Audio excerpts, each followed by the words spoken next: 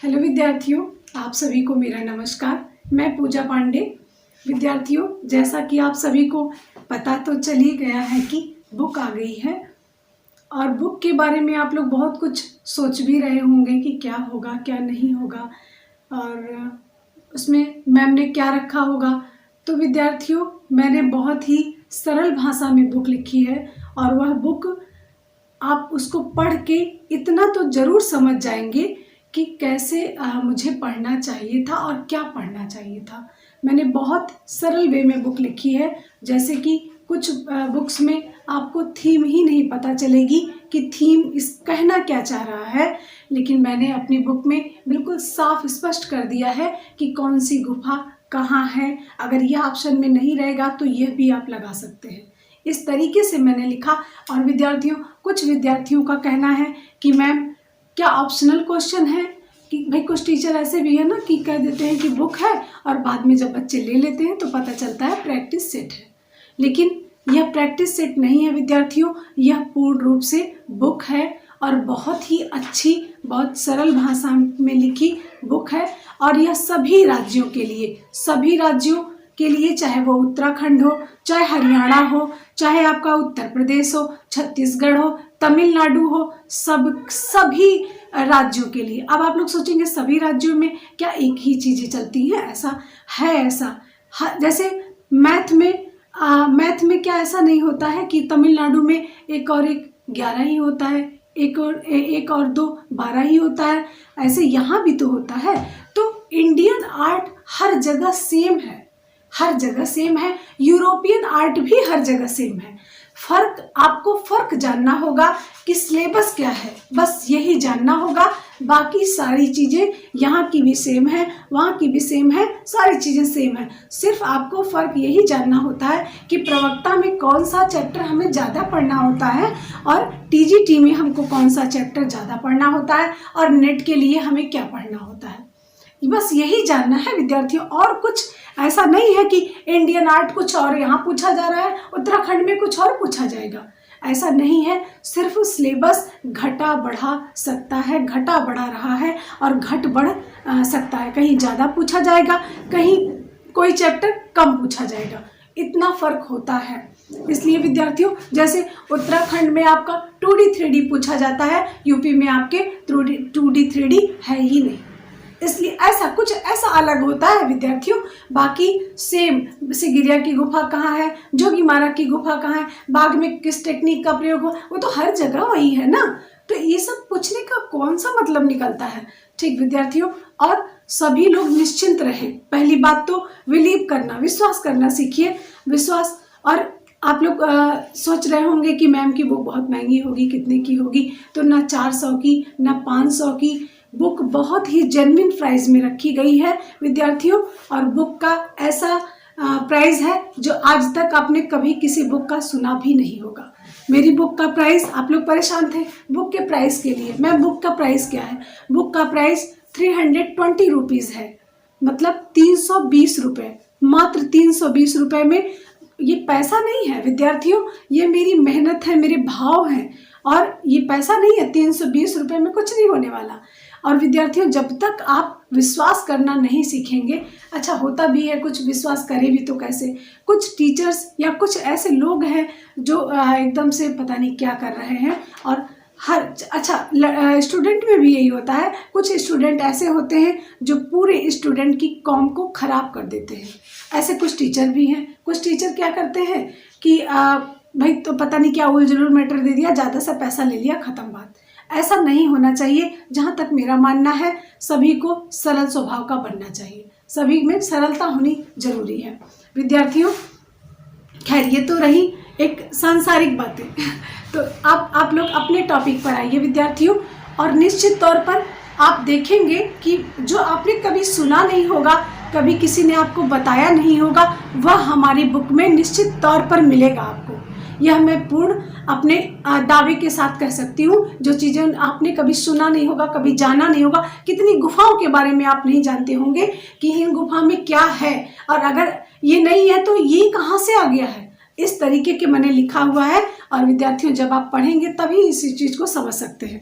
प्रयागराज वाले जो बुक लेना चाहते हो वह ईश्वर शरण इंटर कॉलेज के पास बुक मिल रही है, जाकर ले लें, प्राप्त कर लें। जो विद्यार्थी ऑनलाइन परचेज करना चाहते हो वह हमारे संपर्क नंबर पर अपना जो है फ़ोन करके विद्यार्थियों बुक ले सकते हैं। और भरोसा रखिए 320 रुपये में आपका कुछ नहीं चला जाएगा, लेकिन बहुत कुछ मिल जाएगा। वैकेंसी आने वाली है, वैकेंसी सभी को पता है, आजकल प्रदर्शन पे प्रदर्शन होते जा रहे हैं और आयोग भी हिला हुआ है, तो जाहिर सी बात है बहुत जल्दी वैकेंसी आएगी और परीक्षा भी गुस्सा में खूब जल्दी से ले लेगी। कहेगी लोग वैकेंसी कर रहे थे, लोग परीक्षा का तो उसने टाइम ही नहीं दिया।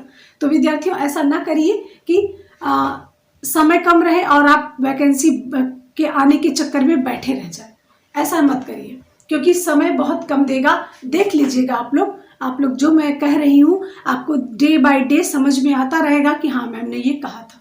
और जब आप एग्ज़ाम दे के आएंगे और मेरे क्वेश्चंस को सॉल्व करेंगे और मेरे पढ़ाए हुए वीडियो को देखेंगे, आपको समझ में आ जाएगा कि 98% मैम ने वही पढ़ाया है जो हमारी परीक्षा में आया है।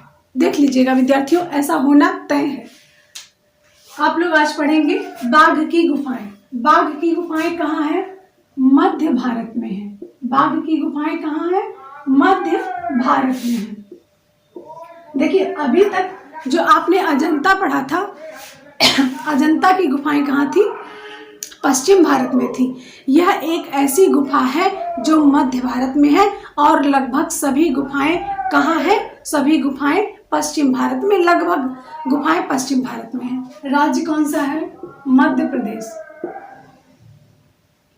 मध्य प्रदेश राज्य के जिला धार जिला है। धार जिला राज्य है मध्य प्रदेश, जिला धार जिला। पर्वत श्रृंखला विंध्याचल पर्वत श्रृंखला। विंध्याचल पर्वत श्रृंखला। खोज कब हुई है? 1818 ईस्वी में। खोज कब हुई है? 1818 ईस्वी में हुई है। खोजकर्ता कौन है? डेंजरफील्ड।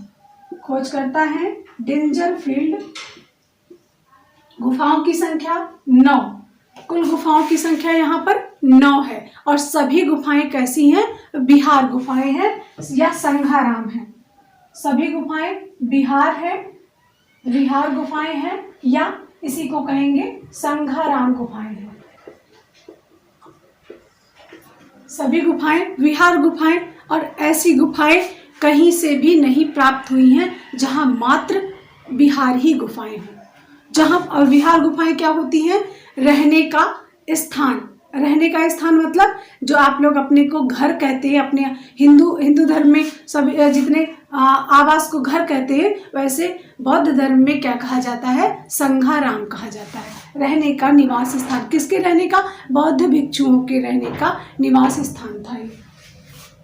इंदौर से दूरी कितनी है? 140 किलोमीटर। 140 किलोमीटर इंदौर से बाघ की दूरी 140 किलोमीटर। अजंता से बाघ की दूरी 240 किलोमीटर। 240 किलोमीटर।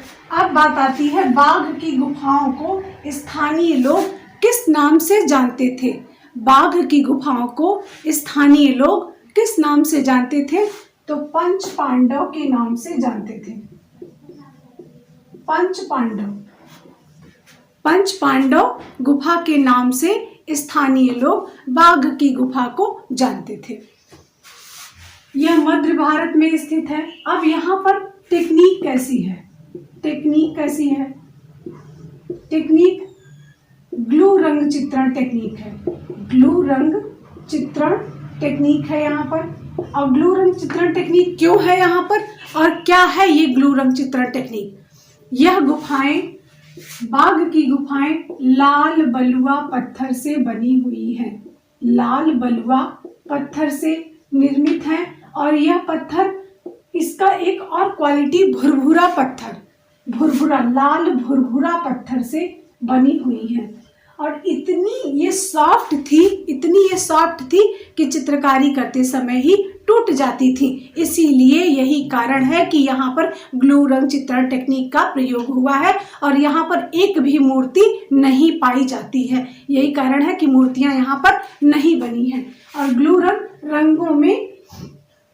रंगों में क्या करते थे, रंगों में गोंद मिलाकर उपयोग किया गया है और इसी को क्या कहा गया है, ग्लू रंग चित्रण टेक्निक कहा गया है।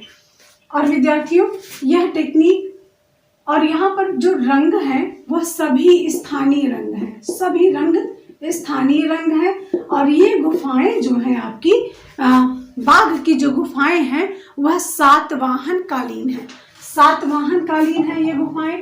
और अगर ऑप्शन में सातवाहन और गुप्त दोनों दे रखेगा, अगर ऑप्शन में सातवाहन कालीन और गुप्त कालीन दोनों दे रखेगा, उस कंडीशन में आप सातवाहन कालीन को टिक करेंगे। अगर सातवाहन काल ऑप्शन में नहीं है तब आप गुप्त काल को टिक कर सकते हैं, क्योंकि गुप्त काल की देखिए एक समय भी ये गुफाएं नहीं बनी कि तुरंत समय आता गया और जो राजा थे वो बदलते गए, इसलिए सातवाहन कालीन मुख्य रूप से।